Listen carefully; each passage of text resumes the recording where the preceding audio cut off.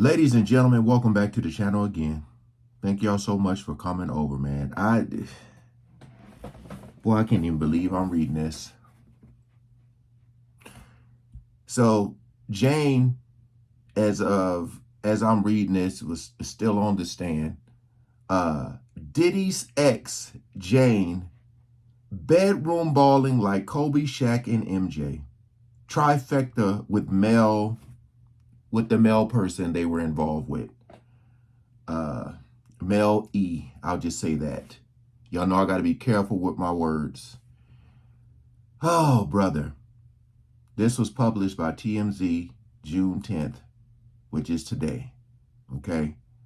It says, Diddy's ex-girlfriend Jane says a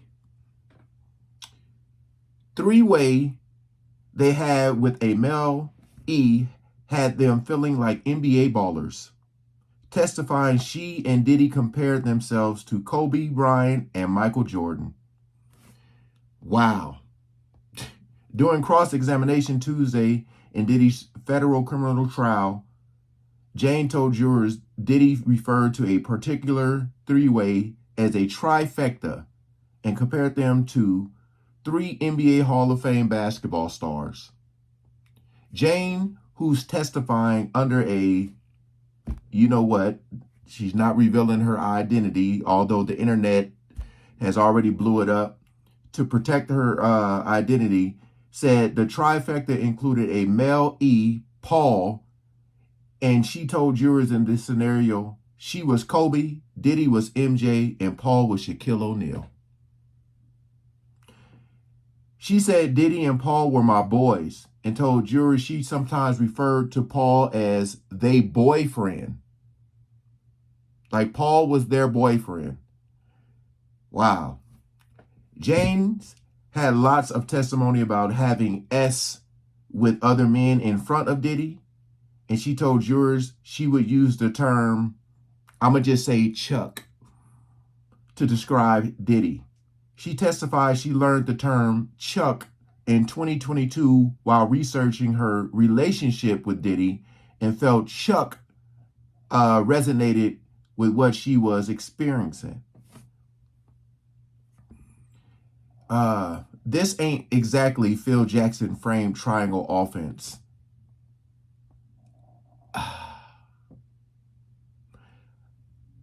I will say this, because she's been on the stand for a while.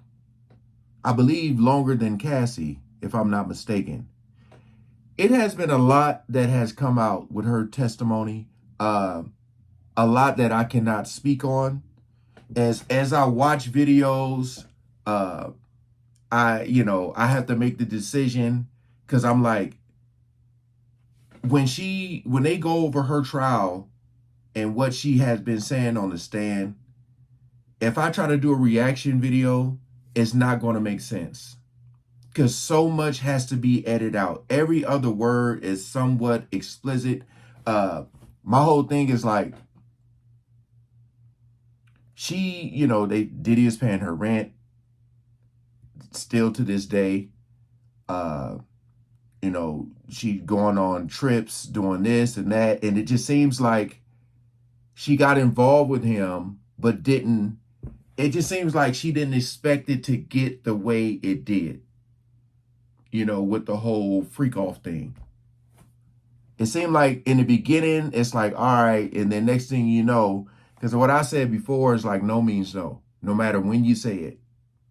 But it just feels like Diddy was so freaky deaky that the way his brain worked, as far as wanting to explore and try new things and role play and do this and do that and watch from a distance and, direct and orchestrate all these things, it just seems like the women got kind of uncomfortable with it. It's like, all right, you had your moment now, like, you know what I mean? Allegedly. But I just feel like it's so much that has come out that it's like And we're not even talking about the stuff they were putting in their body, you know. Like it was this article here where she said that Diddy, he called me his crack pipe, saying that my S was addictive. She even said something about she suggests that he should go to rehab because she could see the effect that this stuff was taking on his body. Yeah. Let me see. And the jury heard it straight from Diddy's mouth in a voicemail. Yeah. So basically, what she was saying about him calling her his crack pipe, they played that voicemail, and and the jury heard it. So it's a lot that has come out. This one has been the most like revealing, I would say. Let me see here. Give me 1 second. I'm just making sure I can read this out loud. Where he told her, "You are my crack pipe. That's my new nickname for you, crack pipe." Let me see.